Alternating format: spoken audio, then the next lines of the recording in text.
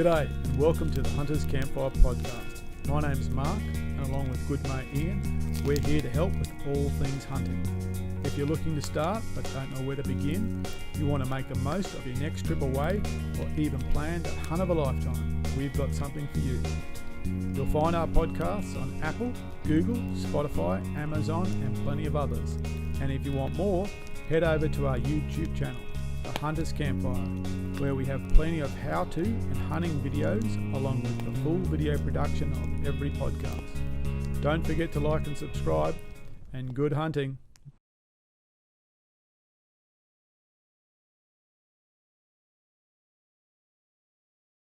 Ding. Good evening, gents.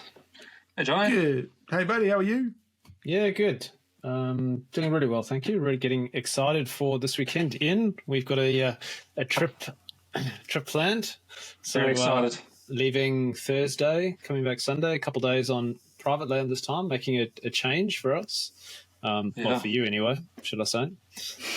So yeah, we're heading to New South Wales. Going to be cold. Hopefully, some good deer. We had a look at the map today. Looks like a good piece of ground. So I'm very excited. It's quite unique, isn't it? Like I rang Jono all excited because I scouted this piece of land out, and it's like normally you think, you got your land, and then you got big ridges to climb and things like that. This is a plateau, and right around it drops off to the creek all the way around.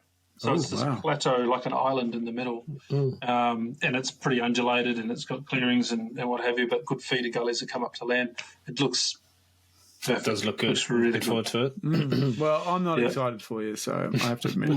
Well, you can sit back and watch the fun, because we're going to do something a little bit different this time, aren't we? Yes, I think I'm sure I can do that. I might enjoy it, but I can do it. We'll be risky here. We'll be risky, and we'll tell the world what we're doing in a recorded podcast, and hopefully it all comes off. Otherwise, we'll have some editing to do. Out if it doesn't. That's it. So the goal for the weekend is that Jono's pairing up with a fellow by the name of Rowan, and I'm pairing up with a fellow by the name of John, and we are going to run a bit of a side bet. Let's call it a side bet, where this piece of land has got deer, goats, and pigs on it. So we're going to run a mini slam, and we're going to pair off two different teams, and we're going to see who can get the trifecta over the weekend. Hopefully it'll be the trifecta for each person in the team, but we'll start with a trifecta for each team and see how we go. But we'll keep everyone updated as we go, and it should be a hell of a lot of fun, I reckon. What do you reckon? I think it's going to be great fun. Looking forward to it. Yeah, as long as the cold isn't too bad, but I guess we'll get over it. Been preparing for the cold. We've got We've got a shearing shed to stay in. Mm-hmm. We've already wrangled an old patio gas heater to sit in the middle of it, so we could all sit underneath it and toast our marshmallows. And it was my wedding anniversary on the weekend, and my wife bought me a electric throw over blanket, so I'm going to be the sook there with my Ugg boots and my plug-in blanket, because we've got Did you power. Get the 12 volt one or 24? No, we've got power in the shed. It's got power in the shed. There's a shed there with power. So just imagine there'll be 3 people or 4 people show up with electric blankets, and we'll flip the fuse, and we'll all be cold. And we'll all be fighting over who's not allowed it. Mine's 12 volt, so I'm not going to be drawing your power. I'll be using my own. I'm taking my battery. But I've got a 12 volt electric blanket, so that's going to be around me and then in my tent, in my swag, keeping me nice. It's sooky, isn't it? Oh, really? Yeah. Big tough hunters. Yeah, big tough hunters. Yeah, well, leaving the camper at home, there'd be no fireplace, so electric blanket it is. Yeah, no fire. I suppose you could cut one in the shearing shed floor. I'm not sure. That lanolin will burn really nicely. Yeah, I'm not sure the farmer would be too happy with that. But anyway, that's exciting. We can't wait to get out there. 4 or 3 really days, 3 days of hunting, and should be good fun. Okay. So I suppose that brings us to the point of this evening, is talking about the deer season. And when we mean deer season, we mean the red deer raw and fallow deer rut for 2023. We all had a different season. And so we thought we'd discuss that with everyone and see what we learnt and see how we went. And I was thinking about how we're going to see the order we're going to start with. And what I thought is that we should do rock, paper, scissors. Oh, yeah, right. Okay. So what is the winner? The winner goes first, or the winner? Someone's going to lose now, and then we're going to have a then we'll have down to 2, and then we'll go to 1. So that's how it works. Let's go. Unless, of course, we'll see how we go. All right. 1, 2, 3. All right. Okay, so I'm out. Mark's out. Jono's out. Jono's out. Okay, so Ian, you win, and so this one is between me and Jono. So you go. All right. So you're a winner. Yeah, you ready? 1, 2, 3. You win. You win. Okay, Ian, me, Jono. Mm-hmm. It kind of doesn't work with lag, does it? No, pretend there's lag and you just throw a winning rock up. Yeah. All right, let's go. Let's go. What do you want to know? So tell us how you went. Tell us what you did. Had a blast. So I very rarely get involved with the Queensland Red Deer Rut, and this year was no different. Raw, I should say. I tend to focus most of my attention on fallow, and for the last probably 5 or 6 years, if not longer, I've been heading down to Nundle. So we've thrown a lot of videos up. We've had a lot of conversation about our hunt camp. So I hosted the hunt camp down there, and we had 20 to 25 odd people come in. Some were pre-booked, some just drop-ins. It was great. We met people on the roads that knew who we were. We had people just come into camp to have a yarn.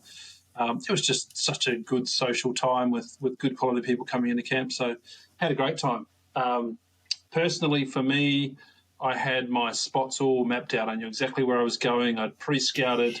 I had a trail cam that I'd left in one of the gullies that I was looking to go and recover.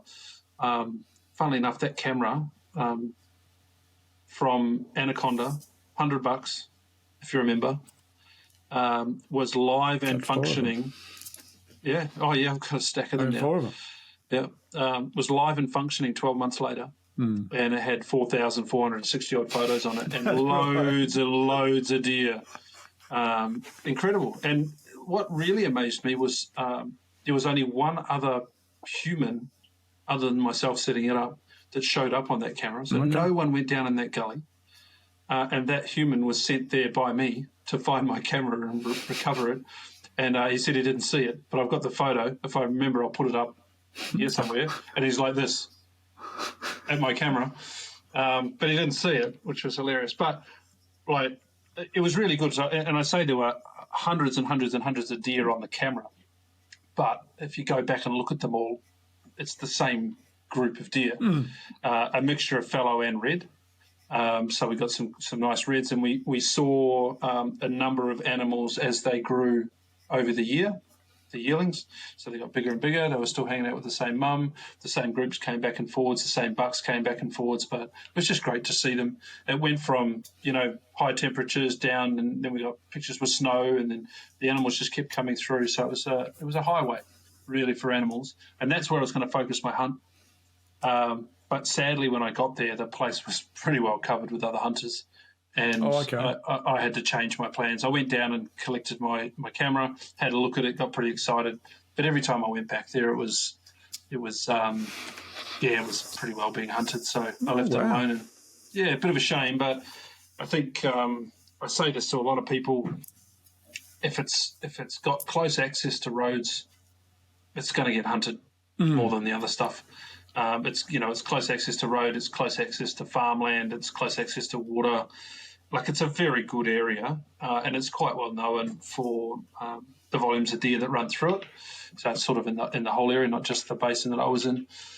But I had to abandon it pretty much and go and find somewhere else. So I did that on the second or third day, and that day I basically walked out of camp and down the back. I walked about 4 Ks off the track and down the back, and I managed to find this beautiful habitat that I put another trail cam in, and eventually went back to get that trail cam 6 weeks later with, we've got spikers, I've got, more mature stags, more pigs, more does.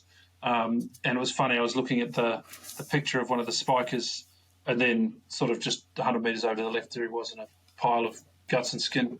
Someone had managed to take him, but he was hanging around. But it was good. It's always good to be able to think you've pieced together the habitat puzzle and then leave a camera and then prove it to yourself that you got that right. I think that was a really good thing. And just after I set that camera up, a spiker popped up in front of me and Missy winded it, and I was able to shoot that and take it back to camp. So that was a really good start to the hunt season for me down there. I did want to chase bucks, but I was under no illusions that after I'd lost my spot that, trying to scout out new ground during the rut was really the wrong time to be doing it. And I was happy to take a meat deer that Missy had pointed out. So that worked out pretty well. And we just threw another video up tonight of hunt camp, and on that I knocked another young spiker over, and that was another one for the freezer, and a good one to be able to take back into camp and show people how to butcher up and do those sorts of things. So that's what hunt camp's all about. 2 animals for the week for me. I saw lots of other animals, but 2 was enough, and a lot of those were on the hop. I'm really trying to be choosy about what animals I take now, and be a little bit more focused on things that aren't running away from me, and catching up with them before they know I'm in the area. So it was great. It's a great camp. And other guys in camp, how successful were they? Yeah, really good. So again, on the video that we just threw up, Dave, who came last year, Dave came with a bow last year, and we gave him what I call a bit of a success criteria for hunting that area, and that criteria is no harder than find a creek, go down to that creek and then come up a terrace level. If you're in the eucalypt, which you should be, because they don't plant pine trees in the creeks, they plant them a couple hundred metres back off the creek line. I'm assuming that's that riparian zone. They don't want to have pine seeds dropping in the waterways and just spreading everywhere. So they sort of boundary those off. But I sort of say to everyone, find a creek, find something that looks, deery, go down to that creek, come up a terrace level and just walk along that terrace level until you start to find scrapes, rubs on trees, things like that. Once you find those rubs on trees, find a scrape. If you can't find any there, go up one more terrace level. Those 2 terrace levels usually produce scrapes if there's habitat.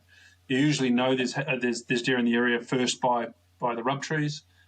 Easy to identify because it's usually a spindly tree, not like a red. They take on big trees. Fallow don't like to lose fights, so they take on the small ones, and you'll often see all the dead leaf litter around the base of it. It's a really easy way to pick out a rub tree. So once you've found those, you're in an area, a couple of terrace levels off the creek, you'll find a scrape, keep following that contour, you'll probably find 3 or 4 more scrapes. Once you've got that, you need to find your easy access in or out. Once you've found your easy access in or out, or the place that you think it might be, chop those saplings and trees out of your way and make yourself a path to an area that you can sit and look at those scrapes. And that was really the theory or the formula that I gave to the new hunters, so they weren't just wandering around in the bush trying to hope something jumped out that they could shoot. This way it gave them the time to sit and watch and see things happen. Now, poor old Dave sat over those scrapes that he found. He came back on the first day. Is this a scrape? Showed me the phone. Yeah, that's a beautiful scrape. You've done exactly what we wanted you to do, and you found it. And he spent the next 4 or 5 days going back to that spot and sitting in there, sun up, come back at 10 o'clock, go back again for the afternoon sit. And he saw plenty of animals come into those scrapes over that time. But with a bow, he lucked out because they were all just out of his comfort range. And, good on him for not pop shotting them. That's exactly what he should be doing. This year he came back with his rifle, and on his very first session went back to his spot, back to his scrapes, and shot a deer and brought it back into camp. And it was just the most awesome thing. He shot his first deer. We helped him butcher it up. It was just such a great experience for him and everyone else that was in camp. So there was a deer in camp on the very first day, and it set the tone for the whole week. Another fella, Dan, came in the next day. He shot a spiker. That was the same day I shot one. There was a monster pig got shot by Kent. Trevor Tan, who was with us, he shot a couple. So we had animals coming in most days. It's, a few things to yahoo about and congratulate people, and it was just a cracking time. So did you hunt Nundle or Hanging Rock or Tugler? Where were you? I hunted Hanging Rock. Okay. I had both of them booked, but we had so many people wanting to come to the camp, I ended up cancelling one, and I just hung on to Hanging Rock. That's where I had a particular focus area that I wanted to go to. And yeah, I just had to adjust that on the fly and ended up in a different part of Hanging Rock. It's being carved up by forestry workers. There's not a lot of country left there to hunt. A couple of main areas, but that's about it. So, but that was all right. I was happy to do it, and there's still plenty of animals coming in and out. Coincidentally, there was a 6 sitting over the back of our camp that was spotted on the first day by Dan. A few of us saw it under lights in the car coming back and forward, so he was active up the back of camp. Pretty handy buck up there as well. So, yeah, there's plenty going on. I think I'm quite comfortable in saying there are the most animals getting around in there that I've ever seen in the time that I've been going there. It's pretty healthy right now. Well, we were there last year, and there weren't many about 12 months ago. No, it was tough going. Yeah, that camp, no one brought one back in. Yeah. I managed to shoot one and not recover it. And I know it was close, but in my brain, I know exactly what happened now, 12 months later, thinking about it over and over and over again. But no, this year was completely different. Lots of sightings, lots of animals jumping across roads. Yeah, healthy. Yeah, and I think we'll have at least another good, healthy year before the season starts turning. There's so much groundwater and pick around, so I think next year should be good as well. I don't think the numbers will necessarily dwindle as the drought comes on. I'm pretty sure it was forest fire that really killed it. Yeah. You know, a lot of the animals got pushed into new habitat. Places that people knew were good were no longer good. One tip that I will give people, though, it's pretty easy to go to places like that. Everyone that I talk to that rings and says, "Hey, can you just give us a leg up? Can you help us find the right places to go?" It's the first time I'm going to Hanging Rock or Nundle, and I'd like a bit of advice. You sit down with these guys and you pull the maps up, and I get them to show me where they think they want to go. And it's pretty easy to pick where most people want to go. It's farm fringe country. Right? There's a honey pot there, and the deer are transient. They're going in and out of the farmland every day, and you're trying to catch them moving.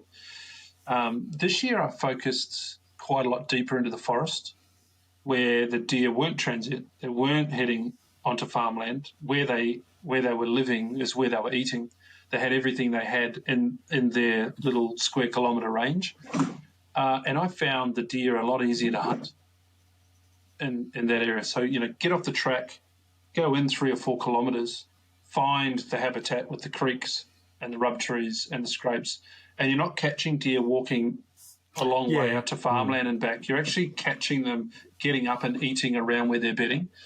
And I just found more animals, calmer animals, a bit more relaxed, way less flighty, because people don't take the time and effort to go that much further in. And I'm not saying that you've got to walk that far.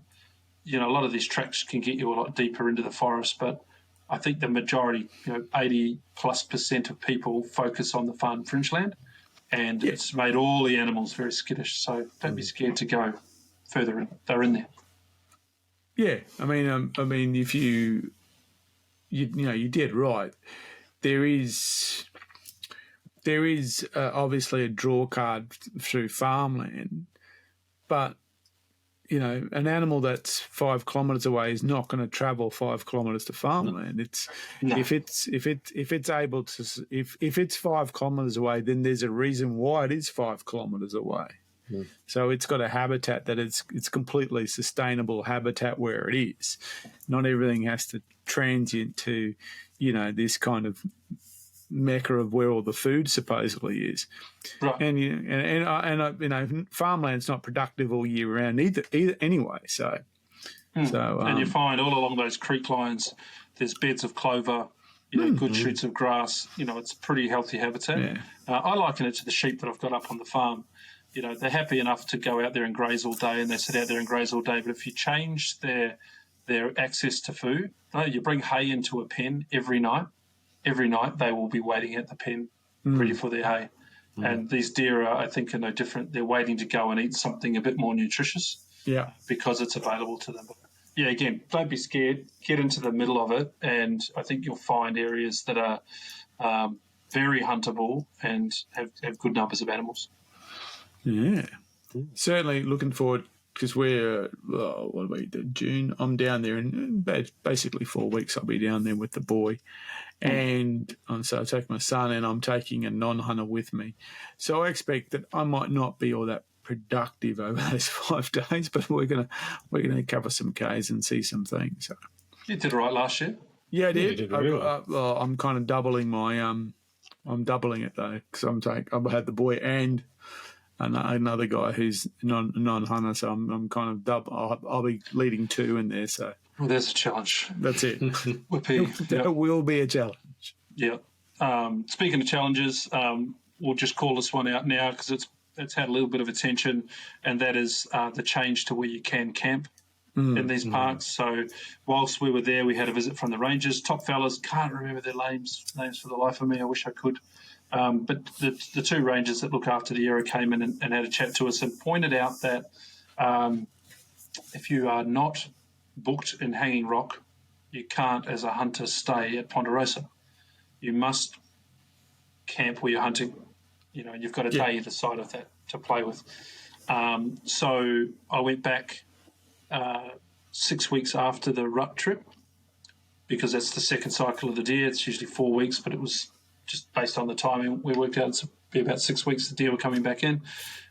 So we went back to try and catch up with a couple of bucks. Managed to take another meat animal. It was a bloody fabulous hunt. I really enjoyed it. And we've posted that trip video up as well, so go and have a look at that one. But what we found was, because we were hunting Nundle, we had to find a completely new camp. And that's just something that people aren't aware of.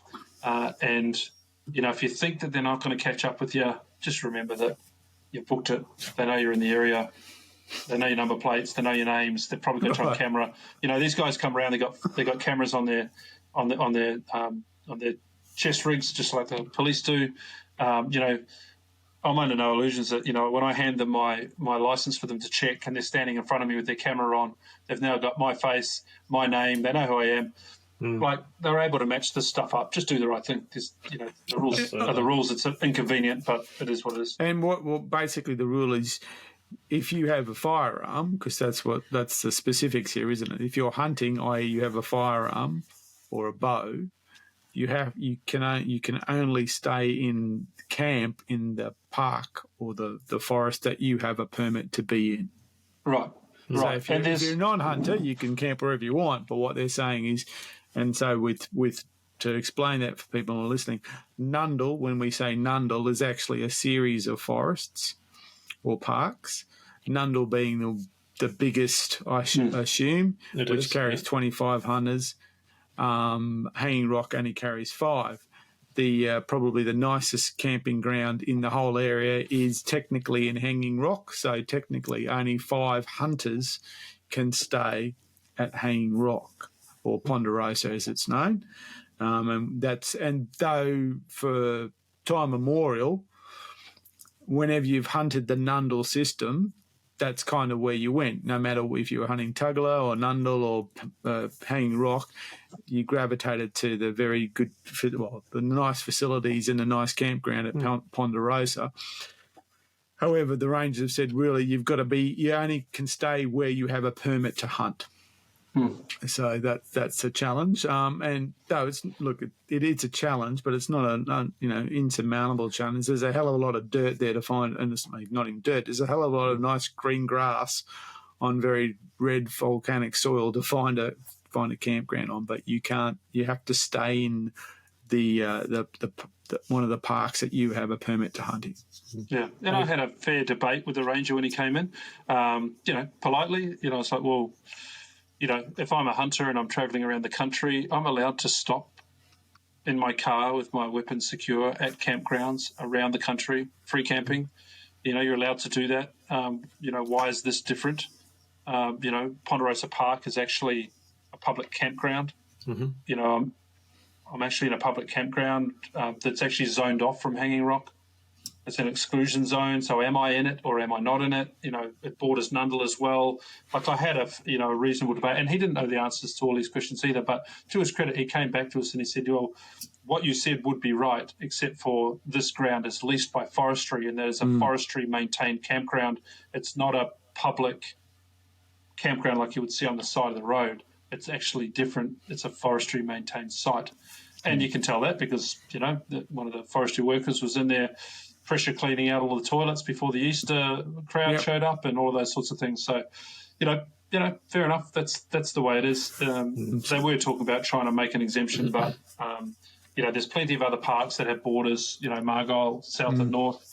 If they change the rule for one, they'll have to change it for either. So what they've probably done, though, and I had a bit of a chuckle to myself, because when I went back 6 weeks ago, the Rangers were trying to catch up with everybody. But, of course, we're all scattered.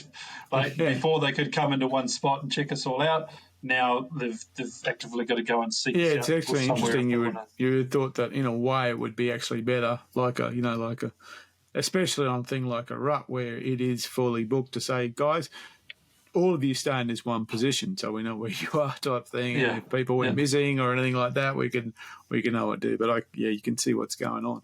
And I think that's an important point too, that the fact that it's not it's a forestry maintained campground that has public access rather than it's a public park. Right. Right.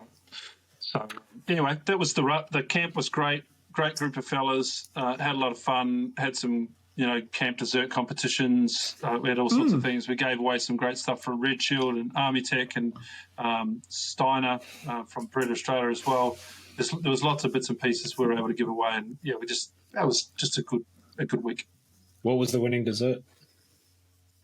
Well, actually, you would not believe how creative these guys were. So I thought I was going to be in for all money, like a big camp oven self-sourcing chocolate pudding with custard.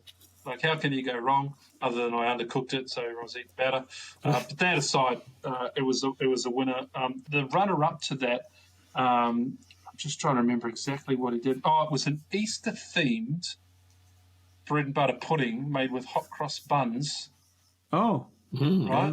Easter theme, yeah. And it was bloody awesome. And Easter egg toppers. You'd think, oh, that's going to win. Nah, Arthur handmade his own short crust pastry. Harvested apples from the apple tree out the back of Ponderosa Park, peeled all of those apples and poached them in some sort of, I can't remember, brandy, alcohol, something that he put it in, for a day and a half, and made this apple crumble from all, ingredient. Well, I mean, the pastry obviously wasn't, but to go and harvest his own apples off the apple tree at the back of Ponderosa and poach those, unreal. He wins, hands down. Wow. It was That's a step up from camps a couple of years ago. Yeah, a little bit of a step up from the rock hard damper, bread cook-offs. They were pretty bad, but I was super impressed. Yeah, we filled some with chocolate, but no, this was pretty damn good. But, better than a pack of Chicos that I'd be taking. Yeah, well, we Cheekies, as they know now. Cheekies. Tim did drop off some dark chocolate and a bottle of port, which didn't get drunk, so thanks, Tim. It's at my place. But good on Arthur. That was a cracking effort. That's what it's all about. Excellent. Let's move on. Okay, so for me it was Red Deer. Started back in late January, so I hunted private block in Brisbane Valley, specifically just outside of Kilcoy. I've been hunting it for some years now. It's a great, small but very productive block. I started, as I said, late January with a visit to the range. I took the rifle out. I knew it was shooting okay, but I just thought just a double, triple, quadruple check. Was happy with it. I think the following week, so the first week in February, went up, set up the trail cameras. The block traditionally holds good numbers of deer, but no stags. It holds hinds and yearlings and spikers, and the stags come in. My target was going to be the last week of March, so the 30th, which I think again fell on a Friday this year. So it was going to be I was going to stay up there overnight and hunt those 2 days. Generally, in the last few years, we've had a rain event in February sometime. So I was waiting for that to happen. Set up the cameras. Then I'd go up. What do I do with the cameras? I put the 4 cameras in place, and I bought a pack of small 16 gig memory cards from Officeworks, and I leave the cameras and I just swap the cards out. And then I go to Kilcoy and go to the bakery and sit down and have a pie and get my laptop out and load it down and sit there and have a look. So that was my plan, and I did that. And so seeing deer. And when I was going up there, I was taking the camera and I was seeing deer. And there's one bit of video I've got where there's like 10 spikers on a dam, and I'm watching them and it's going to be a good rut, no, good raw. It was a cool video. Yeah. There's a deer everywhere. There's deer everywhere. I'm going, watch them, yep, sure. Watch them, yep, it's going to shape up nicely. And also, they were all obviously spikers, so they're all males, but there was also lots of video of, and also like things like wild dogs. Even got a bit of trail cam footage of a rabbit getting chased by foxes. It was a rabbit too, wasn't a hare. So went up a few times, shaping up pretty well. Things were working away. In between, I went down to the hunt with Gemma and Joey in Bathurst, which included a visit to Pennsylvania State Forest, which is the first time I've been to Pennsylvania, and it's, for me, was the most southern state forest I've been to. New South Wales, obviously. We got there in an afternoon. It was stinking hot. It was the hottest weekend in 3 years in New South Wales. Gemma was feeling it. We went for a drive, found a creek, basically stuck our feet in a creek and sat there until the afternoon, ran out of heat. Went out, banged a deer. So I'd been in Pennsylvania for all of 4 hours. Been reading all these people saying there's no deer in there. It's horrible. We came across this. We walk along this track, and the track dead ended. It was like they decided to end that cutting, and it was quite a open clay space. It rained sometime very recently, and there was just deer prints everywhere, just everywhere. I went, whoa, look at this. How big's it? How big's the park? I'm just trying to think. Rough booking numbers? I didn't even check. What it is, it's not like Nundlebeag, no, it's not like that. But what it is it's different to the forest that we're usually hunting, in that you can kind of get like a panorama of a vista of it, so you can see all the pine trees. It's like a much more working forest than, say, Nundle's a working forest, but feels much of like a working forest than any other forest I've hunted before. So, you come in and you can see pine trees everywhere, and you can see them in different heights, and you're going through, sections that are, and like we were there on a Sunday and a Monday morning at about 3 o'clock, you could hear the trucks rumbling through as over, and you could hear them firing up and cutting, and earth moving machines moving. So it's much more of a working forest than I've ever hunted. And Seems we were to be out on that 8 hunters, from what I can tell. It was. It's right. a biggish. It's a nice forest, but it's not, as I said, it's not like Nundle or anything like that. So we were, as I said, afternoon, banged the deer right on last light. Saw two spikers. Try to get Gemma on one of them, but she just said, I'm not ready. I'm still not ready. So okay, so dropped him, and so hit deer. Took it back, got some meat off, took it back to camp, sorted that things out. We decided not to go out the next morning. It was just, again, too hot, and the trucks were running around, and there was just noise everywhere. And I thought, we're in someone's work zone now. So we came back to Brisbane. So that was in between. So I got back, went back up to the valley, checked on the cameras again, more deer. And actually, I think it was after that I had got the spiker, the big spiker. We podcasted that night. Then you got back to Pennsylvania. That's right. I was like, It was sleepy mark night. Falling asleep, yeah. That's right. I drove 12 hours that day to come back for the podcast. And it's Ben Richards, I think. It was Ben. Yeah, it was flaking out there. No disrespect to Ben, had nothing to do with the quality of your story, I mate. literally drove 12 hours that day. Drove from We're like, 100, quick, ask Mark a question. He's basically, we were 100 kilometres from Goulburn. So I went from 100 kilometres from Goulburn to Brisbane in the day. So before you move away from Pennsylvania, so 8 people, a real working forestry. Yeah. What was the topography like? Is it a so you drive in and you kind of have you feel like you're kind of going slightly, you're increasing elevation. You hit a ridge line and then you drop back down into the forest, and for a period of time you're running in quite dense tree line, and then you get to the section where it just opens up, and it's just, you can, the right kind of track, you can just see everything. You can see, you've got a huge view because, there's some trees that are only, 5-6 feet tall, if not shorter. So there's replant, there's regrowth, there's work going on. So, yeah, very different to, say, like that hinterland, that hinterland system that Nundle runs in through there, where it's very, very, very, very hilly and all gullies. Nothing like Pilliga where it's dead flat. Nothing like Severn where, it's New England rock country. Different country again, something I hadn't hunted before. So it's that, it's around Bathurst. So it's that kind of much more open, felt much more open. Elevated, of course, it's got some elevation, but it felt much more open. You're able to kind of get an understanding. So we drove around for a while, just basically to stay in the air conditioning. And, you're going up and down ridge lines on roads, and you could get some quite good panorama going at times. But it was all sectionalised forest, real working forest. Yep. So came back. I think when I came back was when I had the spiker video.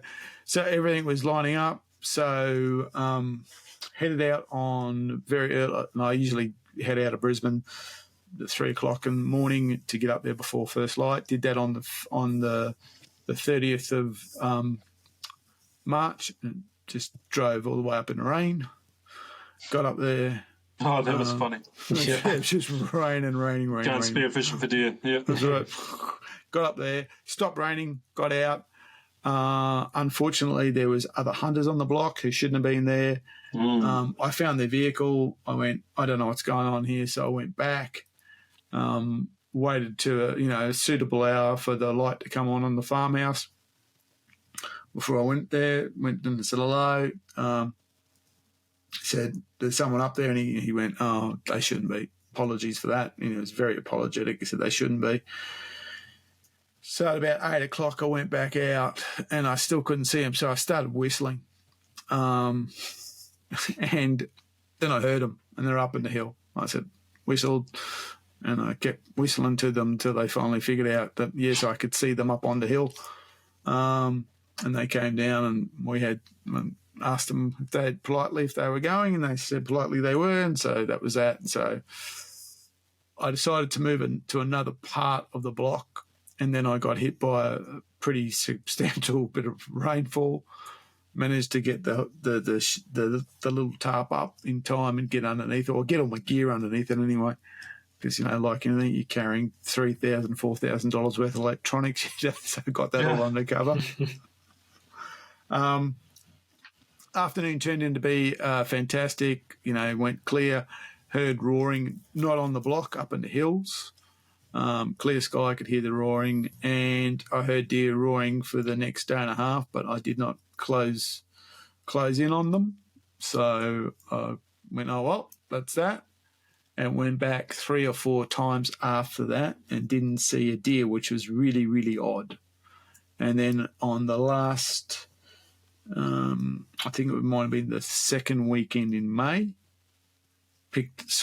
finally saw stags, and they were together. So the rut was over, or the roar was over. The stags were back together, but they were at distance, and they weren't shootable at the distance they were at. So I managed to record them, but I actually felt, well, at least I saw some. So And after that, I've been, as you know, been homebound for a few weeks now. So the trail cams are up there still, and I hope to get up there in a week or two, even if I shoot up just for the day, just to get the memory cards off. But yeah, unfortunately for me, I didn't actually get to. I shot a deer, but in a different state and a different species that I intended to shoot. So. So, question, Mark. Mm-hmm. Yes. Any new gear? This particular red deer hunt? Yeah, of course. We know what was going on down in Pennsylvania. You had the Tika down there, the custom build. Mm-hmm. What were you using for the red deer? Not that you used it. But, what did you carry around for the red deer hunt? So, okay. As you may have noticed, we're all very lucky in that we now have a nice selection of firearms. Expensive. My traditional, which actually means my beautiful traditional deer rifle sits in the safe more than it comes out, which is the 3006 that I've spent ridiculous amounts of money on over the years. You don't have any rounds left, so it's best off left. No, I just give you I've got. Don't worry about that. That's not the case at all. That's what happens when you shoot things. You run out of ammo. I've got ammo that I give to you guys, but don't worry about that. It's just right. I'm not. I've got the reserve stock that I keep. You guys get the post. You get the post mix. I get the reserve stock. So what do they call it? You get the house wine. There's no problem with that. But I haven't used it this year. I use the custom built on the CDR frame, which is the Indy. And I use that both in New South Wales and Queensland. I've just started to use the BRX, the Minecraft BRX. Some guy called it a Nerf gun. I think Minecraft's a much nicer name for it. Someone called it a fly salt gun. Yeah, something like that. I don't exactly know what that is, but I understand what Minecraft is because I've got a 10-year-old son, so I know lots about Minecraft. My son is 5 years old, saw the photo and said, Minecraft, Dad, Minecraft. Yeah. That's it. No prompting whatsoever. All these people are trying to be clever with themselves and come, it's Minecraft. It's a Minecraft rifle. So the Minecraft rifle, so I actually got a chance to sight that in last week. And I will probably use that now up on the block as my walk-around gun now that I'm in the rut's over. What do you think? What do you think of it? First impressions. I mean, you had first impressions with my one, but now you've spent more time with it. What do you think? Okay, sure. I wish a scope manufacturer could get the ability to set up a red dot and somehow transfer that onto a scope, because in 3 shots I'm on the bull at 100. Okay, it was just, I just love how you can just do that with aim point. So it's literally I put the big target out at 100 and went and looked at it and kind of went, the red dot is kind of on top of the barrel. Yeah. Yep. But it's real low. It's real low. Okay. 1, 1, 1, 1, 1, 1. Oh, 2 inches low.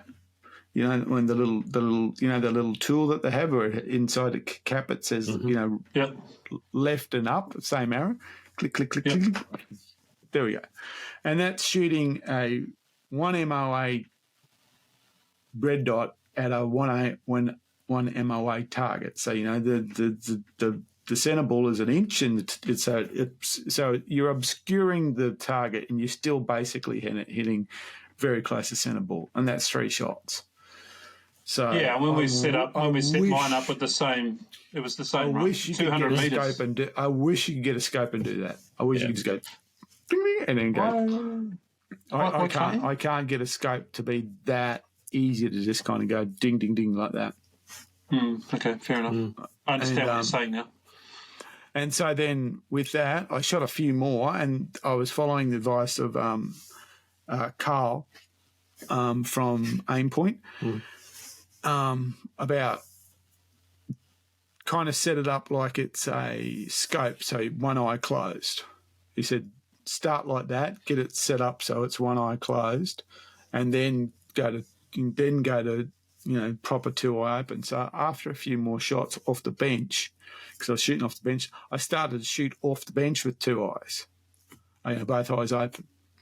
And literally, I had to kind of like go goggle eyes to keep it open, Force yourself to do it, yeah. Well, it's only been like 30 years, so, it's like, no, it's more than 30 years.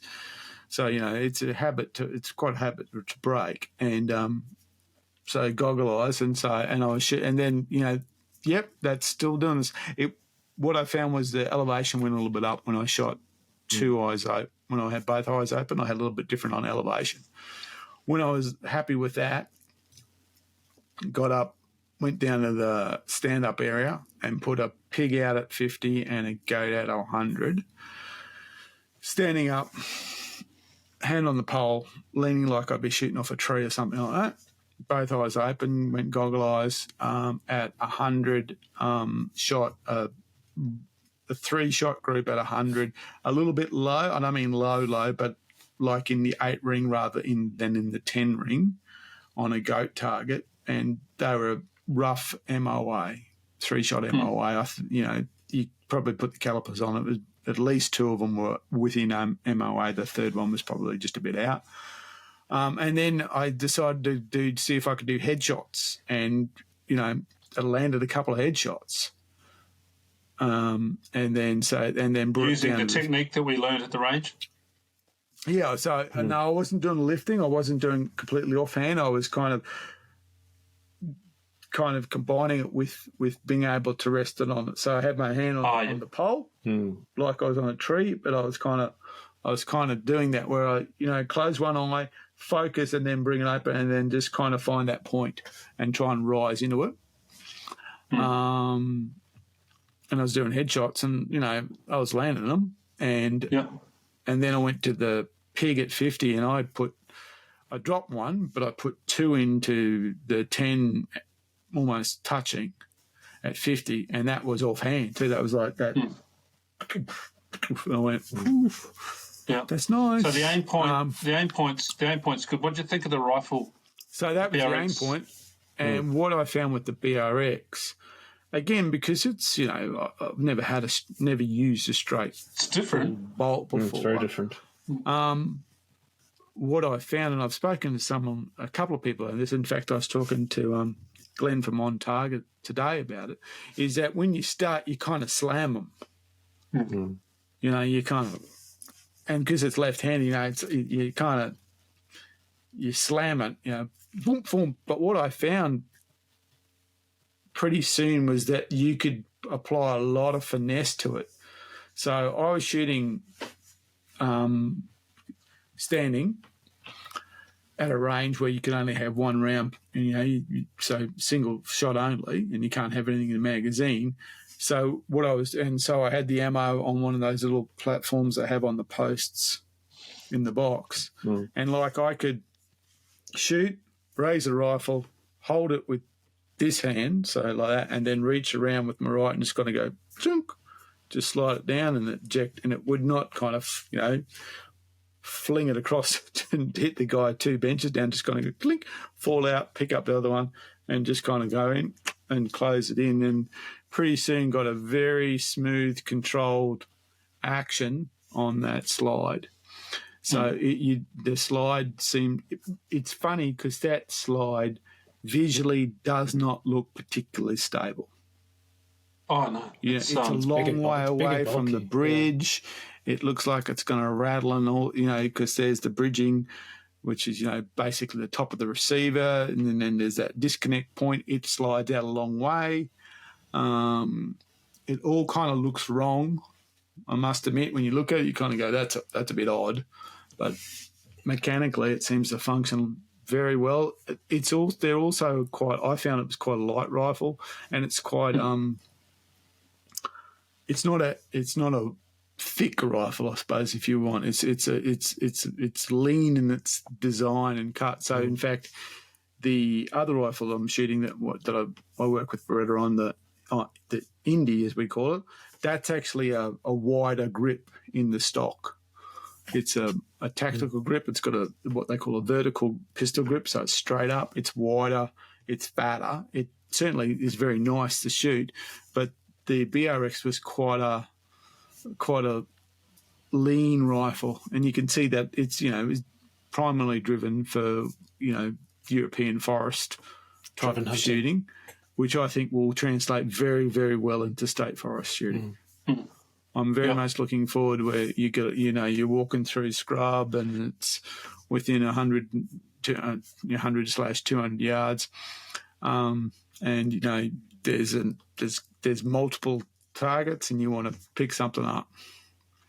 Yeah, as we found out in the territory when we went up there with it, it was just so I remember quick. when you busted that pig up, we're all there. There you go. It's all done. Hey, we're all kind of standing around looking at what's going on.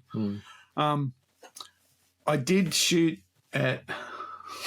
I'll say this, I probably shouldn't, but anyway, there was one of the gongs at 200, and I literally just went.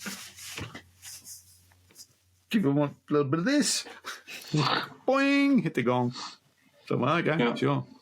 So just gave it a little bit of elevation. Just went, well, how big is the gong? So I put it at the very top of the gong, hit the bottom of the gong at 200. So that's all right. It's good. That's it. I mean, so, and I just to see what it was like.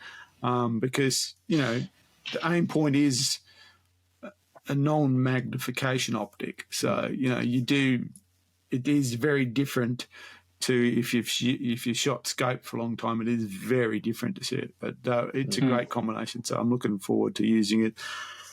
I'm really looking forward to carrying it in Pilliga. Oh, that'll be a great. You'll love it. You'll absolutely love it. But I do have another question for you about it. Sure. We hunt quite differently. We do. Right. So I often, and you would do the same thing. I hunt by myself mostly. I don't hunt with others around me. You hunt non-chambered, I hunt chambered. Yeah. And typically with a normal bolt-action rifle, I chamber around and then, what do you call it? Dry cock it? No. Pull the trigger and drop the bolt. What's the term for it? So you chamber around, so there's a round. Hold the trigger chamber. and then I drop the bolt so that it's mechanically safe. Oh, okay. So what do you call that? You close an inert bolt on a live round. Yeah. Yeah. So the live round goes in, hold the trigger, drop the bolt. It mechanically is not. It's not live. It's the not. firing pin's not engaged. What's the term for it? There's a term for this. I call it dry cocked. It's not dry cocked. No, it's not cocked at all. You understand what I'm saying? It's not cocked. It's decocked is the word I'm looking for. That's right. It's decocked. It's not cocked. But the bolt is down. So the only thing that I need to do at that point is raise the bolt and put it back again. I don't have to pull it backwards. It's just up, down, and it's live. Sure. And I know that that's a safe thing, and there's an easy way to check that it is decocked properly because the safety will not move forwards or backwards. It's clearly inactive. You can't. So it's a safe rifle. Yes, there's a round in it. I only do that if I'm hunting by myself, once I'm in an area that I'm expecting game to come out quickly. And for me, like years and years ago, I used to run with the bolt at that, two-stage bolt on the first stage down. And I didn't think that was very safe. I didn't like hunting like that because you could easily eject around and you could easily have the bolt get pushed all the way down, and then you've got a live rifle. It's cocked. Running with it decocked like this, I think, for me, hunting by myself is the best way for me to function. Now, you can't do that with the BRX. No. And I say that you and we hunt differently. You're completely safe with you don't even put around so, in the chamber. I travel with a not an empty magazine, but I hunt with an empty chamber. Right.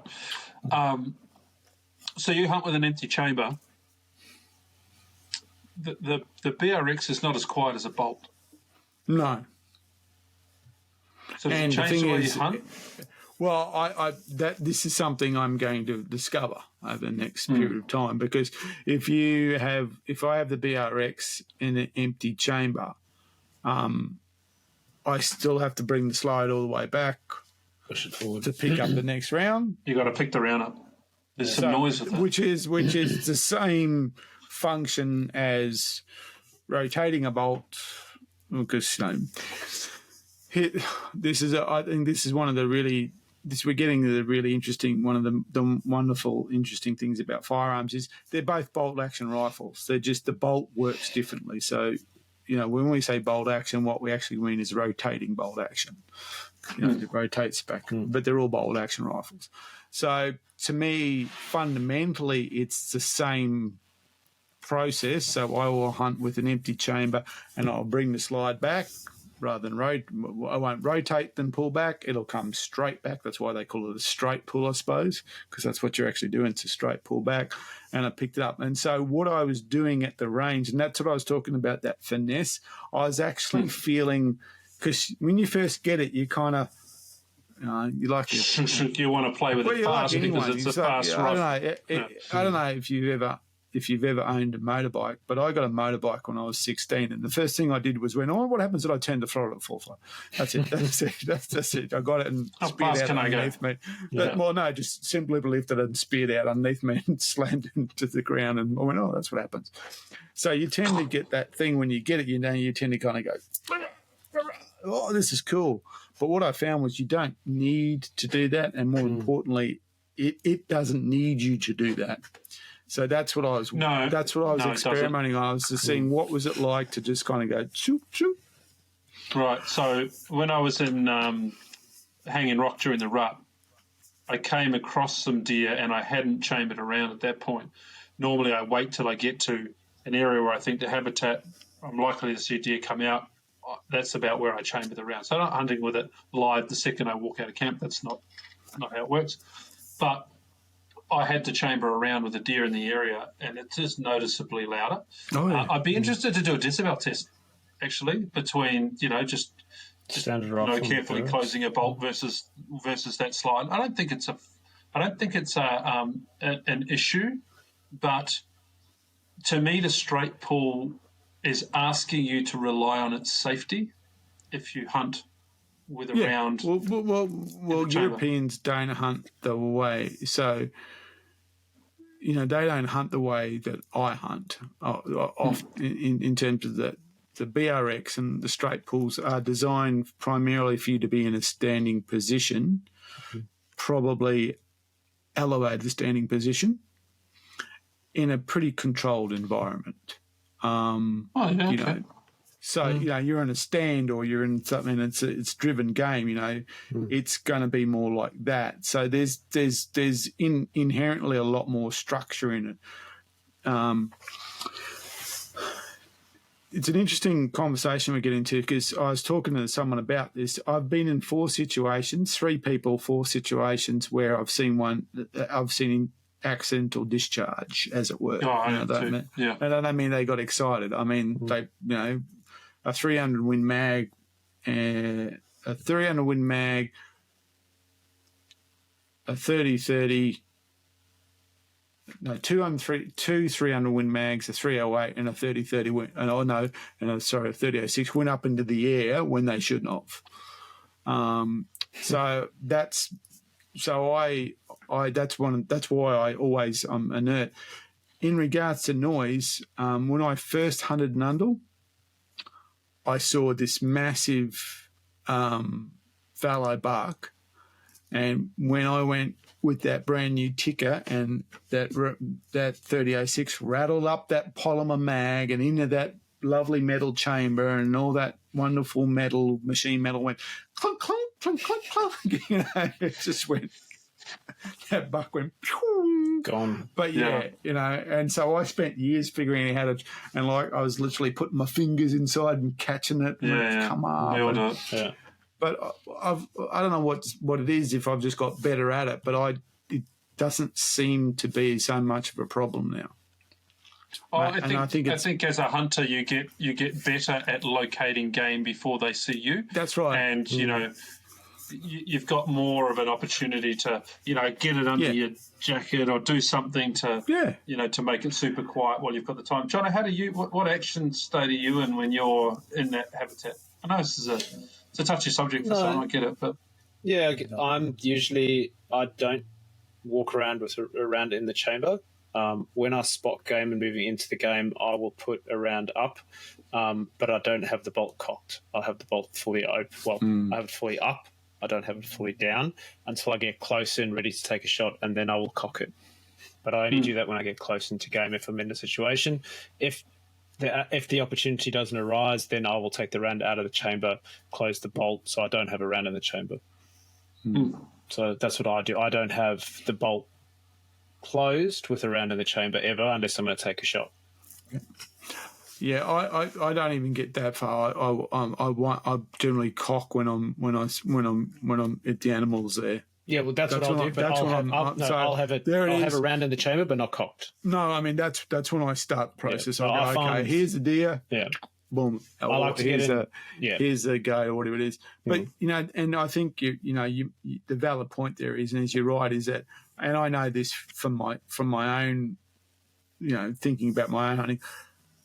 I'm now more times I'm seeing the game before it's seeing me.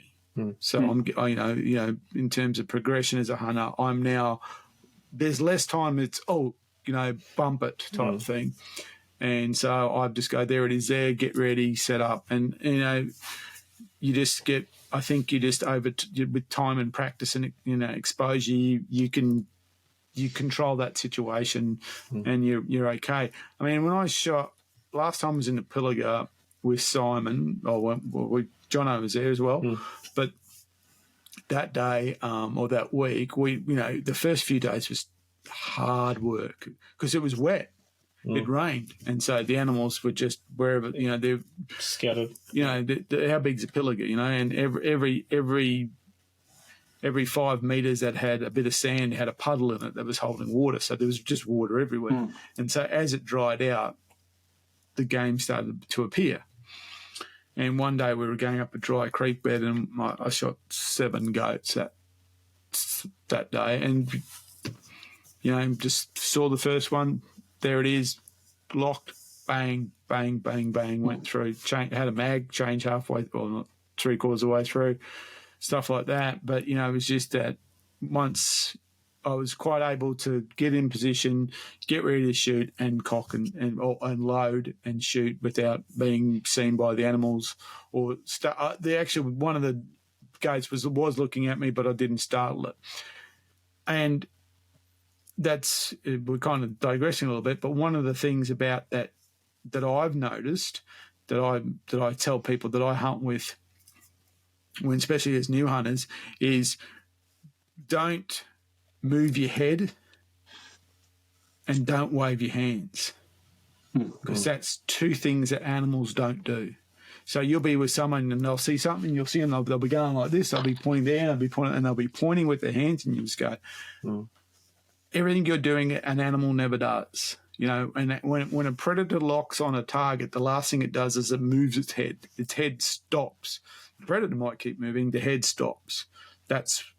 So your head going back, what's going on? That's one thing that, that I think gives people away. The other thing is they start moving their hands up in the air, like this and stuff like that. And I think so it's got a lot more to do with, how you approach the hunting and in terms of then that sound. What Fred Bear was once said, about camo, and he said, I hunt in a red plaid shirt.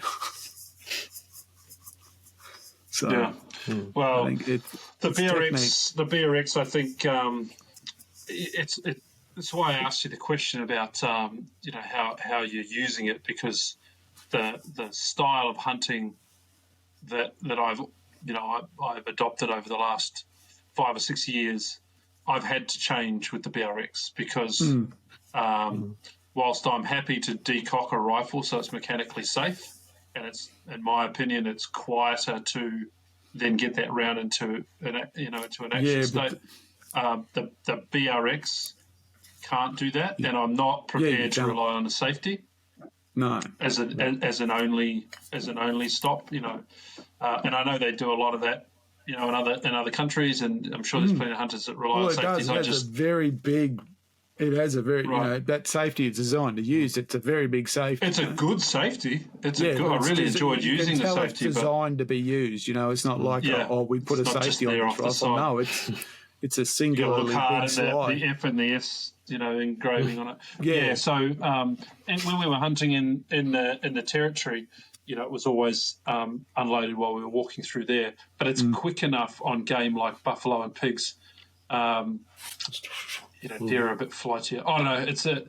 It's a big change. I really love the rifle. I've had a lot of fun with it. But it is a fundamental change for me, the way I hunt with it.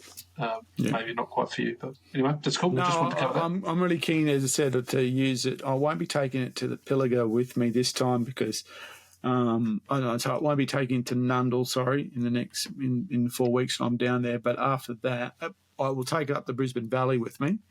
And I'd like to take it to Severn. And I know we're talking about doing a short backpacking hunt in Severn. I'd like to take it to Severn, and I'd like to take it to Pilliga. Yeah, good.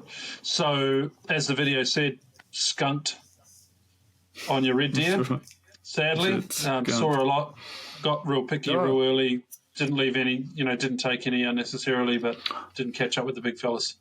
No, and well, I've just dropped a little 2-minute video, which is basically a selection of all the trail cam images joined together. So yeah, you can see that there's deer there, and that's not all of them. That didn't include the actual video that I've got of deer that were on the block as well. So so that was it. It was a bust for me in Brisbane Valley, but as I said, I managed to get a deer down in Pennsylvania, which was a completely unexpected bonus.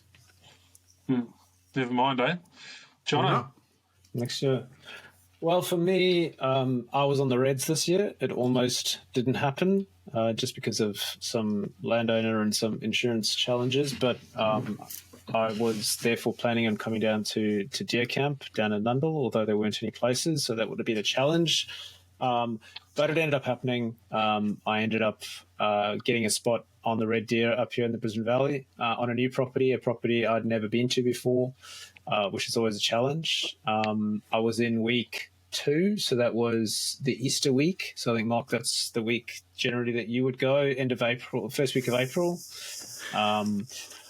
And yeah, went up to this property, big, steep, big country, very, very steep, steep gullies, prime red deer country up there. And yeah, I managed to get the camper stuck. I tried to.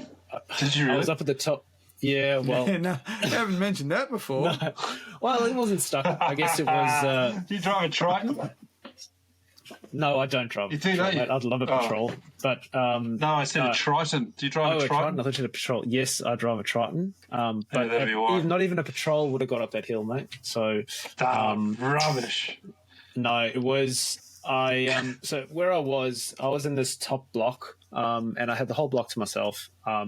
But they had a top camp, and I brought the camper with me because I wanted to be comfortable, and I didn't think I'd be going up all the way up over the range. And I was told, "No, you'll get up. It's fine." I went up there the other day with a big camp, with a big trailer with a 4-wheel drive on it. You'll be fine. And I got about a third of the way up, and I couldn't get up anymore. I got stuck. I had to reverse down this narrow little track. The side of the camp is all scratched up, which I got in trouble for. But anyway, that's why we. But anyway, I managed to turn it around, got it back down, ended up camping down by the creek, which was actually quite nice because there was a big hillside.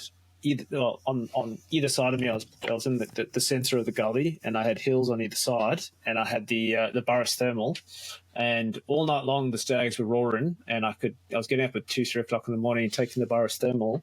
And I was watching the stags on the side of the hill actually fighting and roaring through the thermal, and you could see them clear as day, really. It was pretty awesome. So, but it meant I had to drive up every day to the top of the range to get into my block, which added an extra half an hour, 40 minutes onto my journey time. But it actually worked out well for me because if I had not done that, I wouldn't have hunted an area of that block because I would have been camped up at the top. And in that block, I actually shot my stag, which you can see behind me in the middle. Where is it there? Which is a double five, which is what I wanted. So the last couple of years I've shot double fours. I've always wanted, so this year I said to myself I wanted something that had to have at least 5 points on one side or I wouldn't shoot it, no matter how big he was. I didn't see many big deer. I hunted this block really, really hard. It's some big country up there, some very, very steep gullies, lots of lantana, some big steep hills. There was plenty deer roaring. I, would go up at first light. I'd have a listen, see where the stags were roaring, see what the wind was doing, and then try and make a decision which one I was going to go after. I think on the first morning I saw a very, very young double four, but then all the other stags were roaring on the other side of the wire, so something Mark would relate to.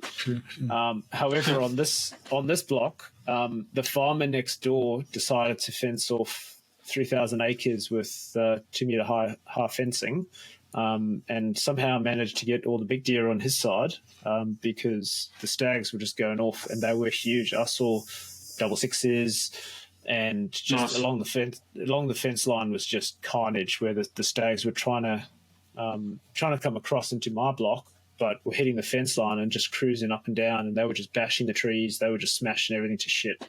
So it shows that, these deer have been there long enough that they've got a migration path, that they actually travel through, these different areas from property to property, and you put a fence in the way that they can't go over or go under, and it upsets them. You can see it because the carnage along that fence line was crazy. It really was. So I think, I don't know if they did it intentionally, they managed to get all the good stags on their side, but I didn't see much on my side of the wire, just some really, really young ones. I saw a very young, I think he was a double five on the, I think the third or the fourth day, but he was actually tucked up in the lantana. I was coming up through the gully, and I just bust him, and he ran out. But there's no way I would have seen him, and I couldn't get a shot. He was holding 4 or 5 hinds. Otherwise, everything was really young, just youngsters. I saw one big stag right on top of this, on the opposite side of this gully, of this valley, and there was multiple gullies that I had to go through to get him. And he was a big boy. When you can see him from 3-4 k's away, and you can see the thickness in his beams, and that he's a big stag. And I thought, fuck it, I'll have a go at this one. And I had to go through some really, really steep gullies, lots of lantana. I got cut up, I slipped and fell on my ass, and man, I was hot and I was thirsty, and I got to the bottom of the hill and he was still roaring up at the top, and I thought, here we go, it's on. But I had to go up the steep side, because if I'd gone the other way, he would have winded me. I got halfway up that hill, and all of a sudden I felt the wind blow up my ass, and he went quiet, and that was it. Got up to the top, and I could see where he was smashing the trees, and he had his rub and all that sort of thing, but he was gone. He was long gone. By that point, I'd run out of water, and I probably had about 4 k's. And you had a cracker. I had about 4 k's to get to the back to the ute, and that was one of the highest sessions I've had. I think I did about 6 or 7 k's that morning. I think I got back to the ute at about 1 o'clock in the afternoon. Luckily, I had a bottle of water sitting in the esky in the back of the ute, and I think I drank most of it. Went back down to camp and had some water, and then went back out that afternoon for a leisurely walk, and I was just buggered by that point. But I think it was the next morning I decided that I was only going to go up halfway up the hill. Pause. Sorry. Pause on next morning. Sorry, I just realised I didn't plug my laptop in. Didn't plug your laptop in? I didn't plug it into power. Sorry, Jono, that's just another edit point for you. Oh, that's all good.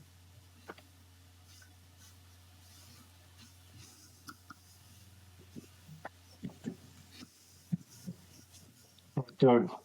Sorry about that. Cool. So I think it was my last morning. I decided that I was only going to go about halfway up the hill and stop, and I was going to concentrate on a different gully system, and which is right at the sort of at the base of the hill. But the wind in the morning had always been blowing from east to west, So I thought, well, if I go up halfway up that hill and I'll see what's going on, and if they're roaring, I might drop down in there. I got up halfway up the hill, parked the ute, and just as I thought, on the left-hand side, there was a couple stags roaring. I dropped in, tried to find the one, but he was a few gullies over, and the gullies were just so thick with lantana, there's no way I could have got through them. And then I heard another stag roaring, and I let out a couple of roars, and he answered me back, and I thought, right, well, let's go down and see if we can find him. And interestingly, going back to the conversation we had with Errol Mason, he was actually tucked up in this little corner, hidden out of that wind in his zone of silence. In his zone of silence. The moment that Errol Mason started talking about that, I thought that's exactly where that stag was sitting. Yeah. He was like, the wind was blowing from east to west, and the gully sort of curved around, and he was tucked up right in that corner. But anyway, I got about halfway down to him, and all of a sudden he went dead quiet. Wasn't roaring, wasn't doing anything. I let out a couple of roars, sat there for 10, 15 minutes, nothing. And I thought, well, that's it. He's bedded up. He's not doing anything. I'm going to sit here and have something to eat, and then I'll head back up camp and head home, because there was some rain coming in, and I knew if I didn't get out, I wouldn't get the camper out, because I had to go up some big gullies and hills to get out. So I thought, this is my last chance. So I sat there feeling sorry for myself, having something to eat, and all of a sudden the stag started roaring his head off, just going absolutely nuts. And I thought, it's on, let's go. So I basically legged it down the hill, sort of got probably 200-300 meters from where I could hear, where I thought he was. And I saw movement, looked through the binos, and I just saw this big, thick stag. Just saw these thick beams, and I thought, he's an old boy. He's an absolute shooter. And he was still roaring his head off, just not happy. And I got about another 100 meters, and all of a sudden I just saw this stag coming straight for me. Wasn't the stag that I could hear, because he was still roaring away. And there was this 5.5. So what I think had happened was he was tucked in, must have been holding some hinds, and this 5.5 had come in, and he got put in his place and got kicked out, and was now heading up sort of that gully to get out of there, where I happened to see him. So I sort of checked him out. He actually saw me. We sort of saw each other at the same time, and I just didn't move. And as you said, Mike, you don't move your head, you don't move your arms. I didn't do any of that. I just stood there probably for 1 to 2 minutes. He just stared at me, and I stared at him, didn't make a movement. And all of a sudden he looked around to his side, and as he did that, that's when I moved, and I dropped down. And then he stopped and stared back where I was, and obviously I wasn't there, but I wasn't this object standing there that he saw before that he couldn't make out. And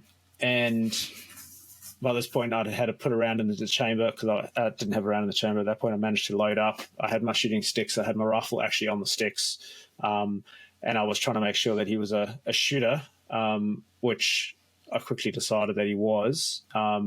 He wasn't spooked. He wasn't upset, because he hadn't seen me moving around. He didn't know what I was.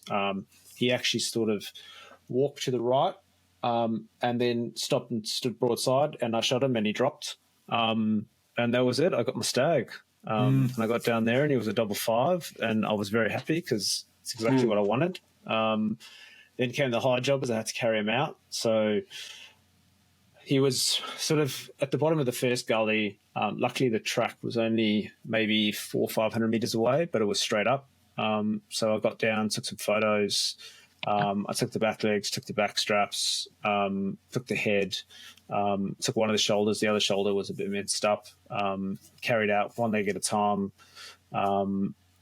Each of the back legs out, took them up to the road, dropped everything else out of my pack, dropped the rifle.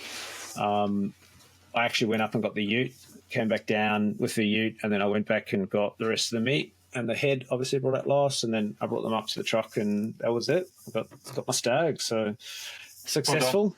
I was pretty happy, because I wanted 5.5 or bigger. It was tough hunting. I put in some huge days. It was pretty warm. I was a bit annoyed, because obviously I tried to get the camper up to the top camp, and I didn't take any fire camp kit with me. Otherwise I probably would have fly camped up at the top, just to save myself those 40 minutes and obviously be in the thick of it. So that's something I'll probably do next year if I'm in the same location. Is I'll probably camp down at the creek, because it was really nice, and you had stags roaring all around you, but I'll take some fly camp gear and, 1 or 2 days camp up at the top. But the one thing I learned on this trip is that when you're driving in and out, you're actually going to miss a lot of country, a lot of good country. You're not going to hear stags roaring. You're not going to hear anything because Happens a lot, eh?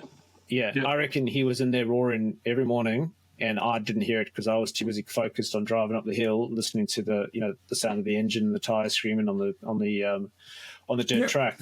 So it just shows you that you've got to really, have a look at all of the country that you've got. Don't just drive up and drive past it all, because there's deer everywhere. 100% agree. Unfortunately, for instance, these people who overstayed on the block, they drove in, and literally the front bumper of their car was within reaching distance of probably the best rub on the block. They drove up to the rub. I had exactly and so the the deer same would thing. have just seen that happening and would have just gone and just gone up the hill. And when I saw the Vic, so I was actually looking down that way, thinking, "There's a big rub just around there. Just take it easy." And I went, "Oh, what's that? I can see white down there." Oh. And literally they parked up against it like that, and he went, Yeah. Well, I was in my spot in Hanging Rock, and normally I go to this area and I just like to sit the first day and just sort of, not the first day, but the first session, just to suss out what's going on and get a feel for it again. And I knew that just around the corner and up and over the rise, I'd already scouted out where a stag had bedded in. Yep. Found the rubs, I'd found the bed, and I knew it was around the corner. And it was just sort of just before last light. And I'm sitting there minding my own business, just watching to see what comes out on the clearings, and these three hunters in their little two-wheel drive car were up and over the corner and parked right outside the front of his house, right next to it. And I was like, far out, man. So that's destroyed this little hunt for me. So I, dropped my lip and started stomping back to the car. I thought, stop this. Turned around, wandered back up after them. So they're all getting ready by the car. I'm like, oi, how you going? Did you know there's a rub right there? But you've just gone past all of this fantastic habitat because you wanted to not have to walk as far, and you missed out on it so much. But anyway, we can all be guilty of that from time to time.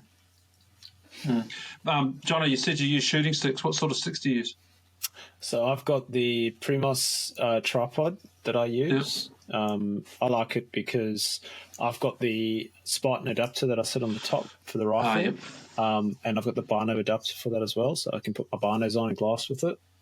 They're a bit heavy, they're a bit cumbersome, but in steep country I like to use them as support as well. And I've actually shot more deer off those sticks than I have off a tree or anything like that. I just find them really comfortable and stable. The Spartan adapter, I think it's the Davros head that they call it. The Davros head.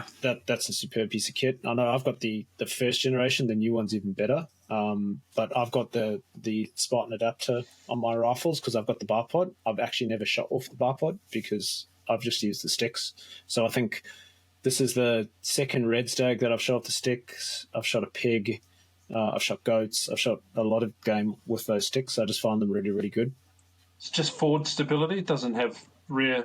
It's not like the stable sticks it's a tripod. that have the front It's just and back. front. No, it's just a tripod. Those four-legged things. No, it's not big and cumbersome. But I use it as I put my binders on for glassing. I use it for I guess mountain when you mountain climbing, you've got the supports. I use that as for a bit of support and slipping the rocks and things like that. I think they're great. As I said, they're not the heavy. They're not the lightest. They're pretty heavy, but I probably wouldn't go without them now. So we'll see them this weekend. Absolutely, they're already there. I'm interested to have a look. I've never used them. I've never felt overly stable with a front rest like that. Okay, I find it super steady. Yeah, super steady. I've got a monopod and a bipod that's not sitting in the in the shed. They're very good quality. They haven't been used too much. I just can't get my head around them. Yeah, I just don't feel as stable. I just cannot get my head around them. When I get on them, I just feel really, really awkward. I find felt awkward. I used them in England because you have to use them. I've just felt awkward. There's certain things like, you go through these cycles. I think I've owned just about every type of sling there is. And I use the sling now, which is me grabbing the rifle by the scope and carrying it by the scope. Yeah, I don't use the sling anymore. And the only sling I have is when I'm hauling, and I just have the shoulder sling, and I made that little hook that goes in my pack, and it just stays there. And that's it. That's the only I use that. That's for when it's on my shoulder. If I'm moving, without. But if I'm carrying the rifle, I'm literally holding it, man. Yeah, the gear that I use is all about those 1%ers.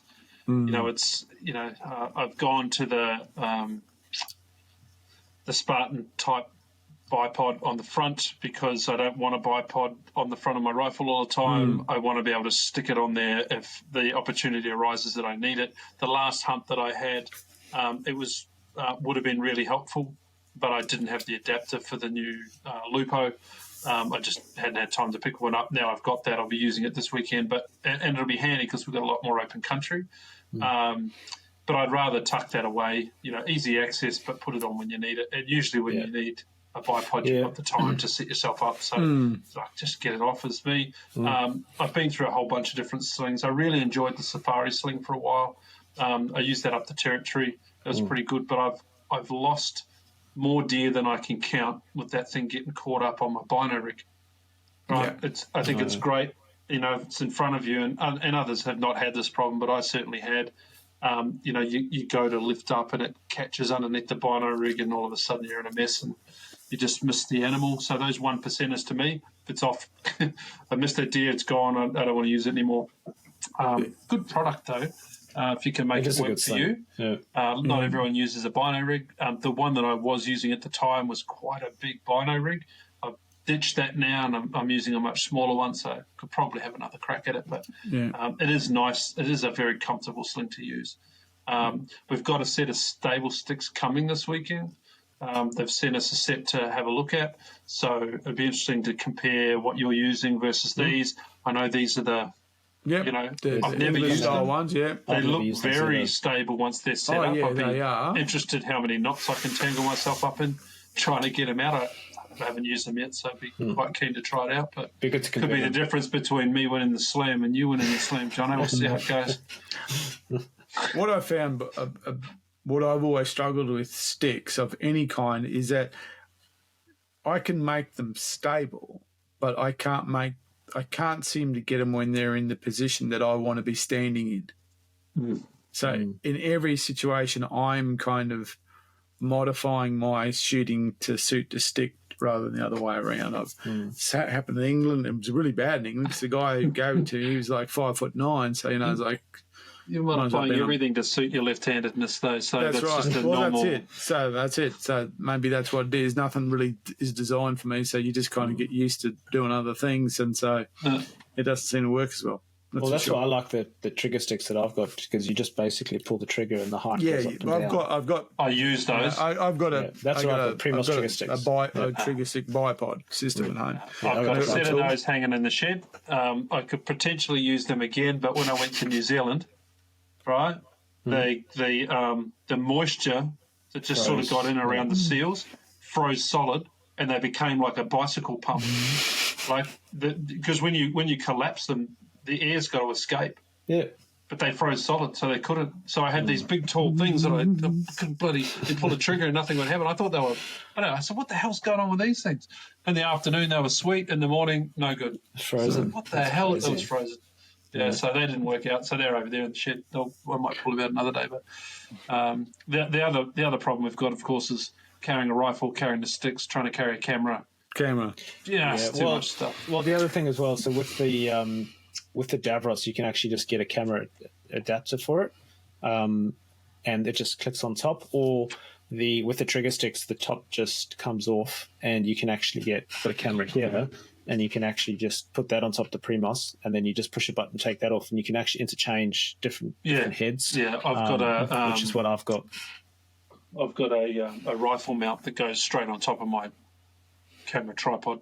But well, this goes on top I of want my the camera. sticks, so Well, Just, I've got the same, but I found that I'd rather have the camera on the tripod, set it up, open it up wide, and then I'll figure out the rest. I'll figure out myself around it. It's stable. Because a couple of years ago, I had a perfect shot on a red, had the camera set up, and what I realised afterwards, that as I had it set up and I bumped the camera, so I just bumped it off screen and didn't see anything.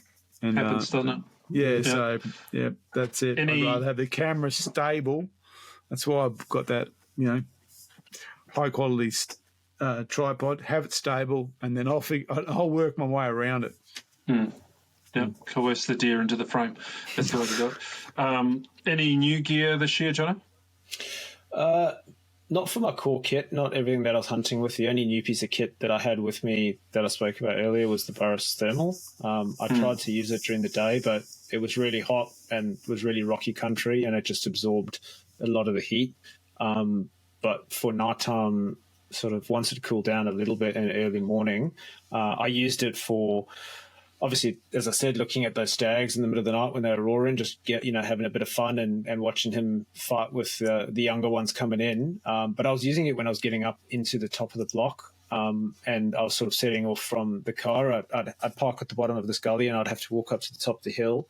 As I come over the top, I was glassing in front of me just to make sure that there was no deer or cows. There's a lot of cattle on this property. So I was looking for the cattle, looking for any deer to make sure that I wasn't going to bump them. So I use the thermal quite a bit, actually. But otherwise, my core pieces of kit, nothing new this year. I was using my Tika, love my Tika, and it's served me well yet again. Yeah, I enjoyed using the thermals in hunt camp. We were lucky enough to get 4 of them from the guys at InfiRay, and send them out into the field for people to test and play with. Completely different experience to what I expected. I've always sort of looked at thermals as something you use at night time.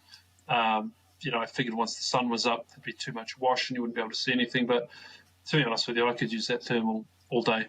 The tree trunks would warm up. Yeah. Time and place for sure. The trees would start to warm up. You could change the colour patterns, get it out. But really what I was seeing was what wasn't there, not what was there. I was able, at 50 metres, you're watching little sparrows bounce around on trees. You could see them, the droppings as they fell from the tree to the ground. So it was pretty fun to use them. And I did find that I probably used my binos less because I used the thermal a lot more. But I didn't end up taking a deer because of the thermals. No, I didn't either. But I covered more ground because I was able to clear it.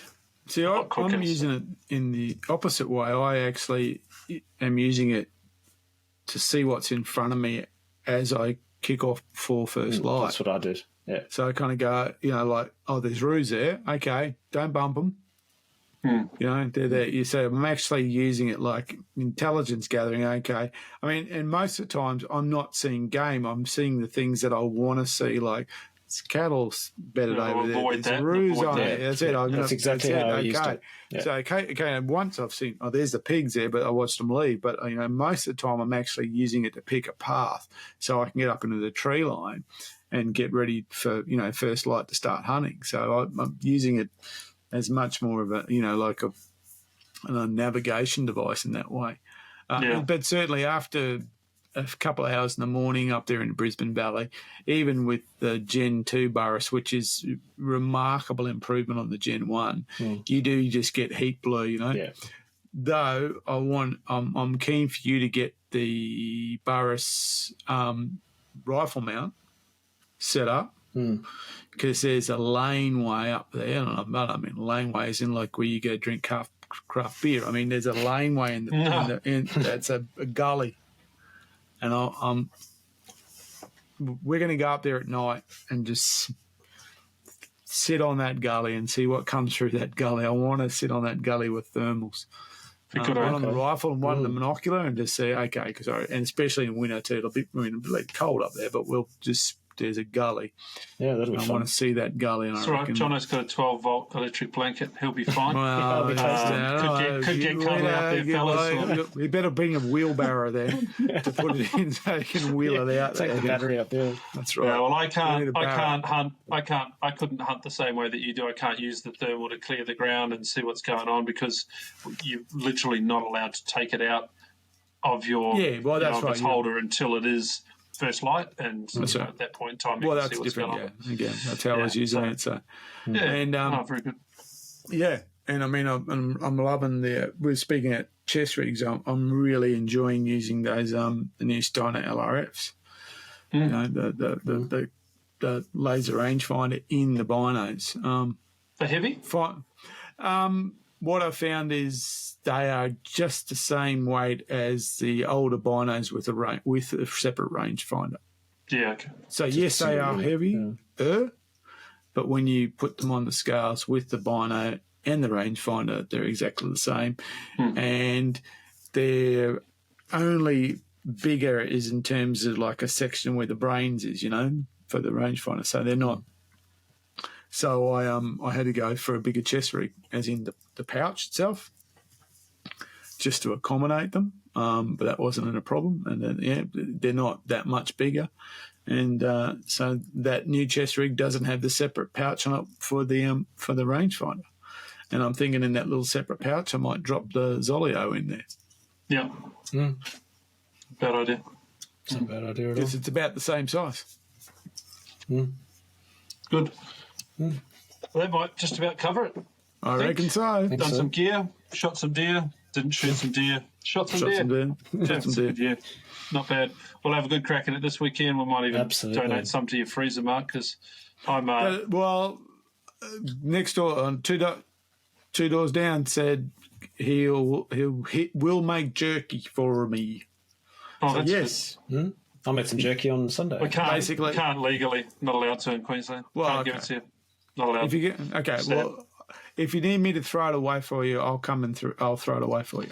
Yeah, I was just saying to Jono today, unfortunately, we've done that well hunting this year. I've got 2 chest freezers full. I can jump up and down on those, and I can't get another shank in. So, and I've got sheep to hang up. So And I've got an empty freezer, so I'm hoping to film mine this weekend. it's tough. Okay. All right, guys. Cool. Good chat. Thanks, gents. Have a good night. Catch ya. See ya. See ya.